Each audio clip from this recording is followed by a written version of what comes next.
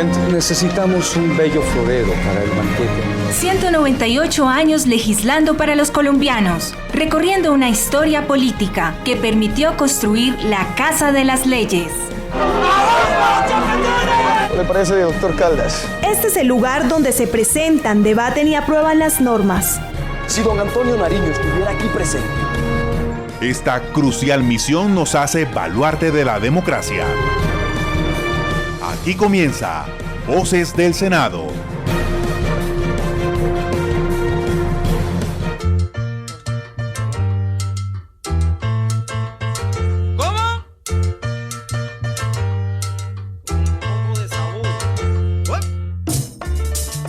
Un feliz domingo para ustedes, amables oyentes que están en sintonía de las 53 frecuencias de la Radio Nacional de Colombia. Como cada fin de semana, el equipo de Voces del Senado les contará los hechos que son noticias en el Legislativo. En los estudios de Voces del Senado en el Capitolio Nacional nos encontramos Edgar Ricardo Segura Romero y Maritza Pardo Rojas. Buenos días, Maritza.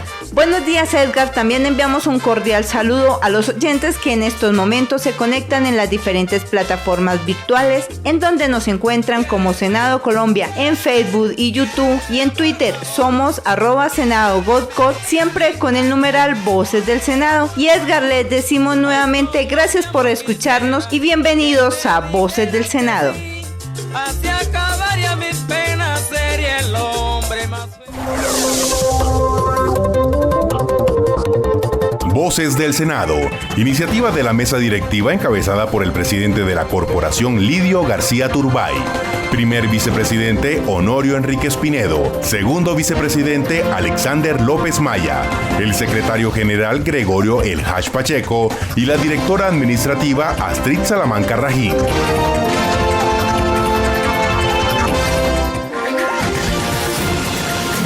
A continuación, nuestros titulares. Se debe apostar más a la educación pública para combatir la deserción, así lo señaló la senadora Claudia de Castellanos.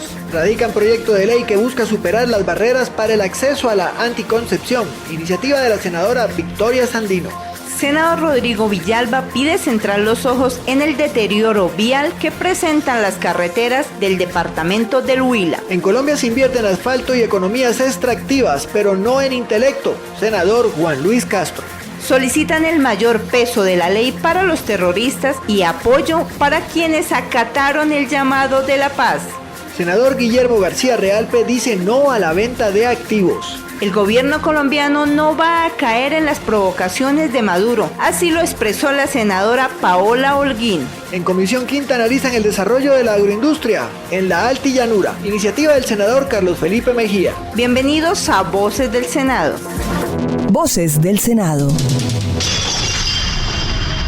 Seguirle apostando a la educación pública en el departamento y trabajar por incrementar la cobertura en los 116 municipios a través de la Universidad de Cundinamarca, solicita la senadora del Partido Cambio Radical, Claudia de Castellanos. Tenemos la responsabilidad de fortalecer las universidades públicas en Colombia y hemos dado el primer paso con la Universidad de Cundinamarca, la cual acoge en un 70% a estudiantes entre los estratos 1 al 3, que de otra manera no podrían ingresar a la educación superior. Y la universidad debe combatir la deserción escolar en la formación superior, la cual en el departamento de Cundinamarca llega al 6%. Proyectos de ley que inician su trámite en el Senado. La senadora Victoria Sandino del partido de las FARC presentó un proyecto de ley mediante el cual se eliminan algunos obstáculos para que los colombianos tengan acceso a una oportuna y eficaz atención en salud sexual y reproductiva. Con el hashtag Anticoncepción sin Barreras, la congresista Sandino dio a conocer el proyecto en las redes sociales. Indicó además que con la iniciativa no solo se trata de darle prioridad a la atención, sino de desmontar también barreras culturales, morales, de cobertura y falta de información para la anticoncepción. Estamos radicando el proyecto de ley por medio del cual se decretan medidas para la superación de barreras de acceso a anticonceptivos en el sistema de salud colombiano. Con este proyecto estamos buscando que haya una atención prioritaria para las mujeres y hombres que soliciten el acceso a los anticonceptivos, que haya garantía, que llegue a las comunidades y territorios más apartados, que también se garantice a las poblaciones vulnerables, como las mujeres, las adolescentes, de las comunidades étnicas, indígenas, negras, víctimas de violencia sexual, víctimas del conflicto. Bueno, pero también aspiramos con este proyecto que exista una pedagogía tanto para el personal de salud, el personal profesional de salud, como para la población en general. La radicación de este proyecto, estamos aquí en compañía de un numeroso grupo de mujeres que apoyan la iniciativa, con quienes nos han aportado, pero también de congresistas de diferentes partidos que han venido, repito, a apoyar esta iniciativa. Y esperamos que se convierta en ley de la República. Voces del Senado. El senador Rodrigo Villalba del Partido Liberal indicó que el departamento del Huila vive una crisis vial nunca antes vista. Pidió a sus colegas congresistas centrar sus ojos en el municipio llamado Colombia, en el Sumapaz, el cual hoy se encuentra totalmente incomunicado del resto del país, además de no contar con servicios públicos tan esenciales como el acueducto y la energía eléctrica. Por la bancada del Huila, por las autoridades de la región, las fuerzas vivas de mi departamento, han clamado a gritos que el gobierno nacional vuelque los ojos hacia esa región que tiene una crisis vial nunca antes vista, nunca. Una concesión 4G botada, con problemas gravísimos de bloqueos de la vía principal en Pericongo, ahora a la altura del Quimbo, con un problema de transitabilidad hacia Popayán por Irnos, hacia Florencia por Suaza. Pero hay un sitio que quiero hoy hablar con el gobierno nacional desde acá. Hay un municipio muy en el norte del Huila, que es tan grande que viene y colinda hasta con Bogotá, que se llama, aquí en el Sumapaz, que se llama Colombia. De la mano de Dios, está bloqueado. El río principal Ambicá lo bloqueó, está incomunicado vialmente, está incomunicado con el resto de la población rural de ese municipio, no tiene acueducto, no tiene luz, no tiene nada. Y por allá no va la oficina de desastres, por allá no le abren la compuerta a la alcaldesa. Hoy pedí cita con la oficina de desastres, con Envía, con el Ministerio de Transporte. Me mandaron a decir que qué trataba, les dije, por lo pronto, por lo menos un puente metálico, esos que llaman militar, para el Totumo, para que se comunique por lo menos la parte rural con el casco urbano. Entonces desde acá quiero llamar la atención y que atienda la alcaldesa de Colombia, Huila, que vaya a decirles SOS, pues Envía, el Ministerio de Transporte y el doctor González de la oficina de desastres, que la atiendan y que nos ayuden a resolver el problema. Por lo menos necesitamos ya esos puentes metálicos que llaman puentes militares. Esta es un clamor de todo el Huila, pero la crisis vial es generalizada. Pero hoy por lo menos la ministra estuvo el otro día mirando lo de la vía central, pero lo de Colombia-Huila nadie lo ha mirado. Necesitamos respuesta. Voces del Senado. En el Senado, por estos días se analiza el proyecto de presupuesto para el año 2020 presentado por el Gobierno Nacional. Entre lo que tiene que ver con la inversión educativa. El senador Juan Luis Castro aprovechó para hacer una reflexión con el fin de enfocar mayor presupuesto al conocimiento, ya que mientras en países desarrollados se invierte en intelecto, en países como el nuestro estamos enfocados en invertir en asfalto y en economías extractivas. Bueno, quiero compartir una preocupación importante, y es básicamente que empezamos las discusiones, señor presidente, del presupuesto general para la nación. Y tristemente en Latinoamérica somos los campeones del estancamiento. Supuestamente este año, según el Fondo Monetario Internacional, vamos a crecer el 0.6%, mientras que en África subsahariana van a crecer un 3% y en Asia un 6%. Una de las grandes reflexiones alrededor de esta falta de crecimiento es que en países como Colombia no hemos asumido que estamos en la época y en la era de la economía del conocimiento. Mientras en Asia y las economías bollantes el foco está en desarrollar el conocimiento y la inversión en el intelecto de las personas, aquí estamos enfocados enfocados en invertir en asfalto y en economías extractivas, que no ayudan a desarrollar a las personas, no ayudan a desarrollar el conocimiento. Esto es una visión cortoplacista, que se ve reflejada en un sistema de salud que en lugar de invertir en promoción y prevención, sigue invirtiendo en planes remediales, curativos. Se sigue viendo en un plan de educación que, a pesar de ser muy grande en esta ocasión, sigue estando muy por debajo del promedio de los países de la OCDE, que está 11 veces por encima de lo que se invierte en estos países. Personalmente creo que es también muy difícil cuando estas sesiones de las comisiones económicas conjuntas se dan en el Ministerio de Hacienda a puertas cerradas sin que la ciudadanía los pueda ver. Mientras tanto, vemos en el Pacífico colombiano un rezago total en el desempleo, vemos que las oportunidades para que los jóvenes en regiones, por ejemplo, como Antioquia, las oportunidades para educación se vean también rezagadas, los cupos educativos, y en general lo que estamos viendo es que es un presupuesto que no está acorde con las necesidades que tiene el país a futuro y que nos está dejando atrás en muchos sectores. En casa se establecen normas, límites, las reglas del juego. En casa se promueve el bien común y el desarrollo de sus integrantes. En casa nos tratamos con respeto y tolerancia, somos honestos y comprometidos, servimos con gusto. Aquí en el Senado es igual, el Senado, la casa de todos. Cuando hablo del Senado, hablo de mí. Senado de la República de Colombia, mi Senado, nuestra casa. En plenaria, el senador Efraín Cepeda del Partido Conservador rechazó la violencia que se presenta por estos días en el país, solicitó el mayor peso de la ley para los terroristas. Puntualizó el congresista Cepeda que no se debe abandonar la paz y se debe apoyar la decisión de esos 13.000 excombatientes que acataron el llamado y que hoy día avanzan en su reincorporación a la vida civil con proyectos sostenibles. En nombre de la bancada del Senado del Partido Conservador Colombiano y ante el anuncio en días recientes de que una reducida disidencia de las FARC continuará la lucha armada, me permito presentar las siguientes reflexiones ante esta honorable plenaria y el país. Esa reducida disidencia está compuesta por delincuentes que quieren huir de la justicia colombiana debido a que están inmersos en el delito de narcotráfico, delincuentes que se inventan una figura para separarse del acuerdo de paz que ellos suscribieron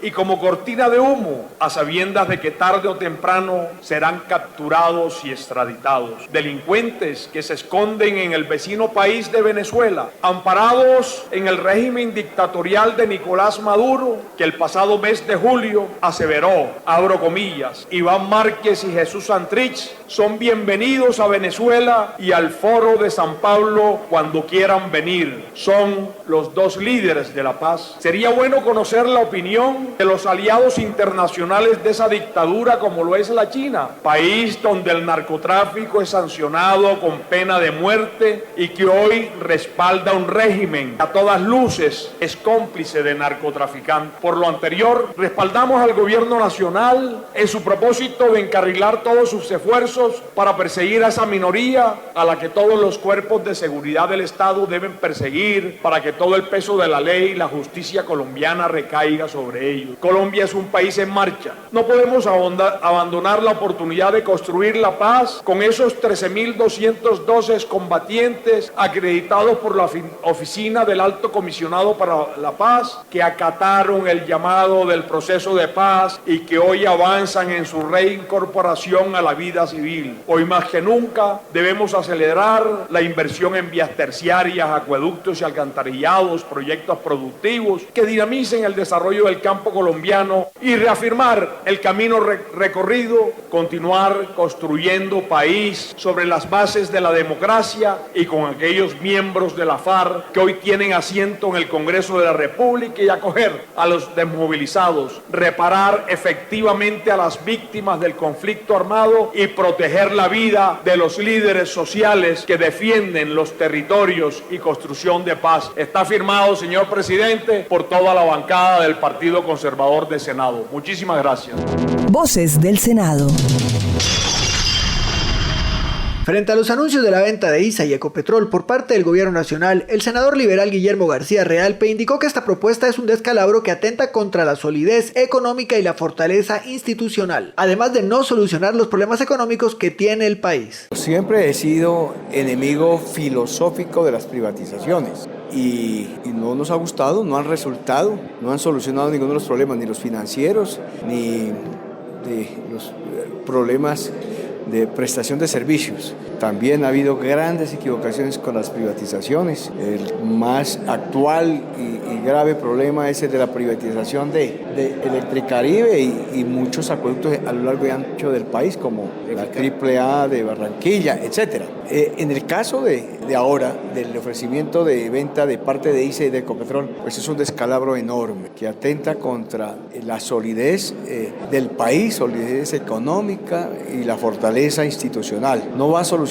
ninguno de los dos problemas, ni va a solucionar el hueco financiero, el hueco de funcionamiento, y por otro lado, pues es un gran reproceso de unos grandes activos que tiene el país alrededor de Ecopetrol y de ICE. La ley de financiamiento, en vez de darle recursos al Estado, al gobierno, por alrededor de 7 billones de pesos, a la hora de la verdad, recortó por cuenta de los beneficios tributarios y los descuentos al gran empresariado internacional, especialmente la minería. Hoy estamos sufriendo el descalabro de esa ley de financiamiento, pues que gracias a Dios nosotros no apoyamos. Señor presidente, buenas tardes, honorables senadores. En el Senado trabajo, río, hablo, celebro, me equivoco, decido. Igual que en casa, pido excusas, sueño, escucho, abrazo, discuto, propongo, actúo. Como en casa, hay valores, normas, límites, compromisos y resultados. Cuando hablo del Senado, hablo de mí. Senado de la República de Colombia, mi Senado, nuestra casa. Seguimos en Voces del Senado y les contamos que el gobierno colombiano no va a caer en la provocación que por estos días está haciendo en la frontera Maduro, indicó la senadora del Partido Centro Democrático, Paola Holguín, quien hace un llamado a la comunidad internacional para poder atender a los migrantes venezolanos. Hace muchos años Maduro está tratando de provocar al gobierno colombiano, haciendo ejercicios, enviando hombres a la frontera, violando la soberanía de nuestro territorio, porque muchas veces han cruzado a cometer delitos miembros de la Guardia Bolivariana a Colombia. También han violado nuestro espacio aéreo. Colombia no cae ante provocaciones, pero se va a hacer respetar. Nosotros tenemos una obligación constitucional que es garantizar la integridad del territorio y la seguridad de todos los colombianos. Hace mucho tiempo nosotros venimos denunciando la grave crisis de refugiados de Venezuela, que por el tiempo y el número supera la crisis de Siria.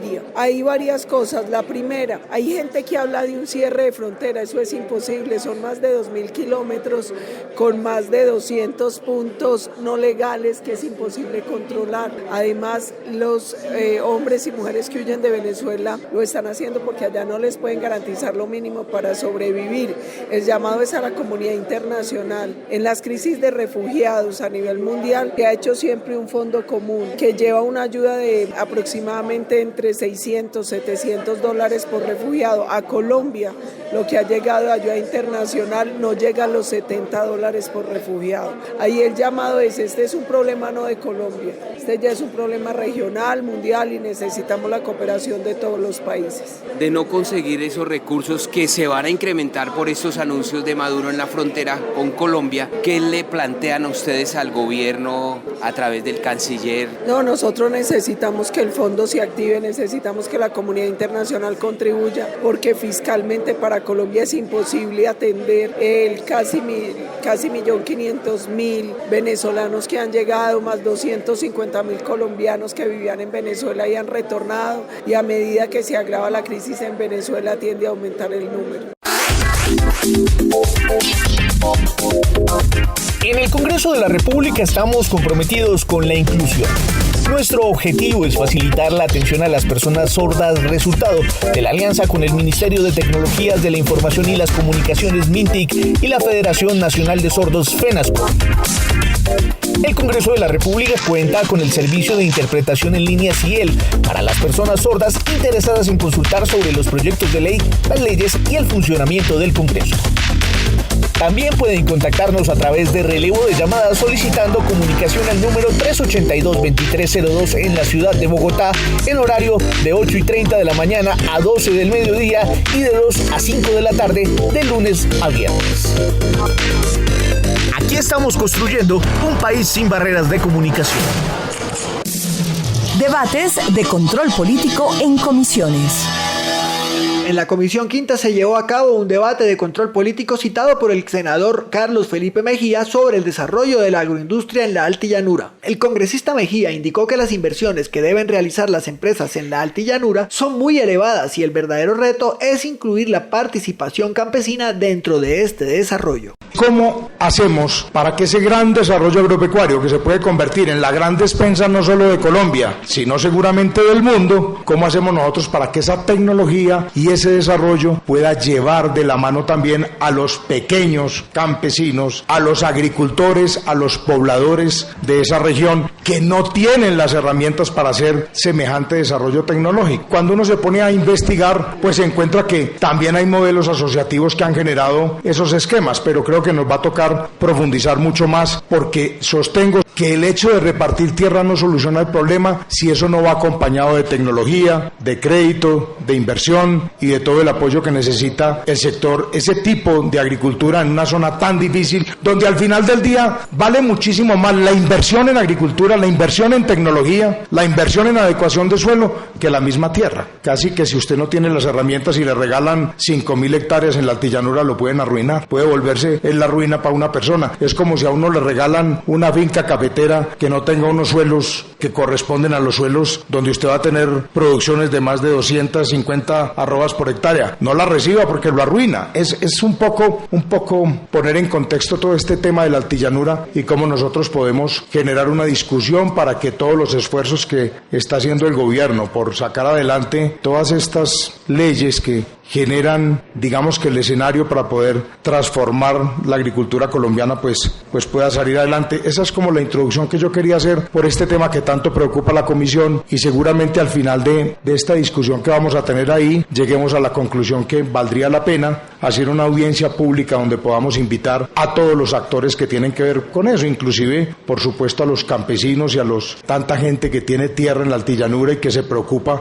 por todo lo que está pasando. Aquí hay discusiones de fondo muy importantes, pero que creo que la obligación es ponerlas sobre la mesa para poder avanzar. En el debate hizo presencia el ministro de Agricultura, Andrés Valencia, quien aseguró que el suelo de la Altillanura es muy ácido y la inversión por hectárea para crear capa vegetal y dejar un terreno cultivable es costosa. De alguna manera una labor pionera y gigantesca, porque los suelos de la Altillanura son suelos que son muy ácidos con un alto contenido de aluminio, y el costo por hectárea para hacer de esa tierra arable y cultivable pueden llegar a los 10 millones de pesos. Es decir, construir esa capa vegetal que él mostraba en el video es una labor, de mucha inversión, de echar cal, de sembrar cultivos que fijen nitrógeno, que fijen nutrientes al suelo para poder producir a partir de esa nueva capa vegetal algo que definitivamente sea productivo. También otros de los requisitos, la baja densidad poblacional. Digamos que si uno mira el documento COMPES y muestra cuáles son las áreas susceptibles de ser sidres, pues hablamos de una buena zona del departamento del Bichada, una buena zona del departamento del Meta hacia el departamento del Bichada, y otras zonas apartadas de los llanos orientales, y también son zonas que deben presentar altos índices de pobreza o no tienen infraestructura mínima de transporte. Es decir, básicamente las sidres tienen que estar localizadas en zonas, complejas de la geografía nacional, zonas donde no hay gente, donde no hay población, que es buena parte de la Altillanura, donde hay unas deficiencias en la infraestructura. Básicamente los llanos orientales tienen una enorme deficiencia en infraestructura, y por eso esos requisitos, simplemente para llevar desarrollo a zonas que, a diferencia del resto del territorio colombiano, sobre todo de la cordillera hacia las costas, pues tiene un mayor desarrollo, más recursos, más gente y por supuesto mayor infraestructura. El senador Jorge Enrique Robledo enfatizó en la posición de su partido, el Polo Democrático, frente a la ley Sidres, afirmando que no es que se opongan a esta, sino a la forma en que se implemente. Que estas discusiones, cómo se hace, si se puede, no se puede, qué impactos tiene, positivos, negativos, etcétera. ¿Por qué nos opusimos a la ley de Sidres? No nos opusimos porque tuviera la idea ya detrás de producir en el agro. Yo soy un entusiasta de que el agro tiene que producir, ustedes lo saben muy bien. Entonces ahí no teníamos desacuerdo.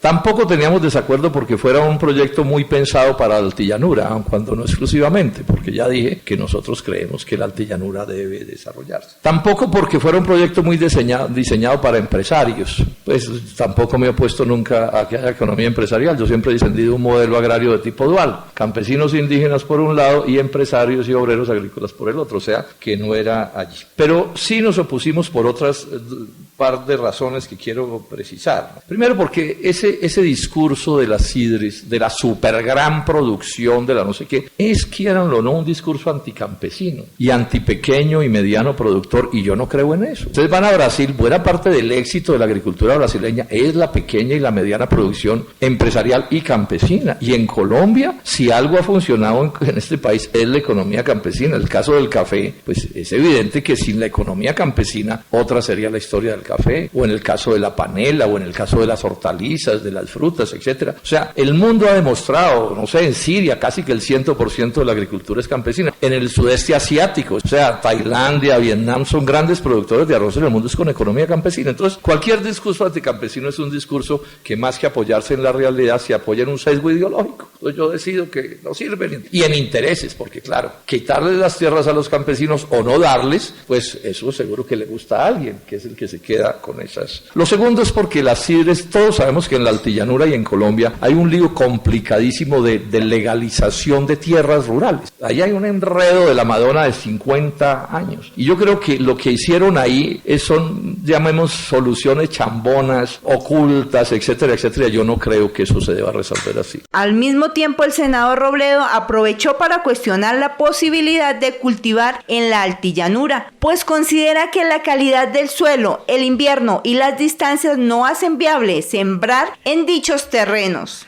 Es que para poder producir en la altillanura se necesitan unos subsidios del Estado absolutamente astronómicos, entonces ahí aparece una discusión. Esa plata del Estado que es escasa, ¿es allá donde hay que ponerla? Ya una discusión. Pero segundo, la altillanura uno casi que puede contabilizarla, cuando no estrictamente, desde el Piedemonte llanero hasta Puerto Carreño, y hay casi 800 kilómetros de distancia. Entonces yo soy de los que creo que lo que se haga en esa región tan importante de Colombia debería tener una planificación muy seria de etapas. Sí, pero empezar uno por el lado de allá, o a la mitad del lado de allá, ¿sí? Cuando estamos hablando de distancias enormes, ahí hay también todo un debate. Ahora, nos opusimos también a ese proyecto por otra razón, porque quien oiga al ministro pensará que en Colombia no hay desarrollo agrario, o nos está yendo tan mal por el desarrollo agrario, porque no hay tierras en Colombia. Y que entonces hay que irse a la altillanura, al sitio más difícil de Colombia y más lejano, porque son las únicas tierras que hay, y eso no es cierto. Es falso. Este país está lleno de tierras de alta calidad agrícola, relativamente fáciles de poner a producir. Todo el departamento de Córdoba, para poner un solo ejemplo. Todo el Valle del Magdalena, las tierras de la Sabana de Bogotá, lo que queda, etcétera, etcétera. O sea que no es cierto que la salida a la crisis agraria, que es inmensa porque estamos importando 13 millones de toneladas, se va a resolver produciendo allá. Síganos en Facebook como Senado Colombia, en Twitter e Instagram como @SenadoGodCo y a través de la aplicación Mi Senado, donde pueden ser veedores de la labor que cumplen los congresistas.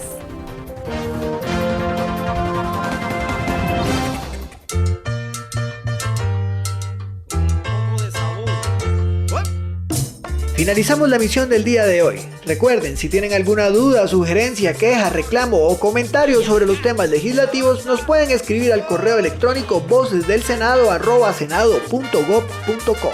Este programa se realizó bajo la dirección de la jefe de la Oficina de Información y Prensa, Raquel Astrid Gutiérrez, la coordinación de Marixa Pardo Rojas, el trabajo periodístico de Lucelena Salgado Muñoz, Felipe Gutiérrez y Edgar Segura Romero. Les deseamos un feliz resto de domingo y no se olviden de nuestra cita todos los sábados y domingos a partir de las 7:30 de la mañana. Somos Voces del Senado. Ay, como mi amor quisiera que te diga. Voces del Senado. Programa institucional del Senado de la República de Colombia.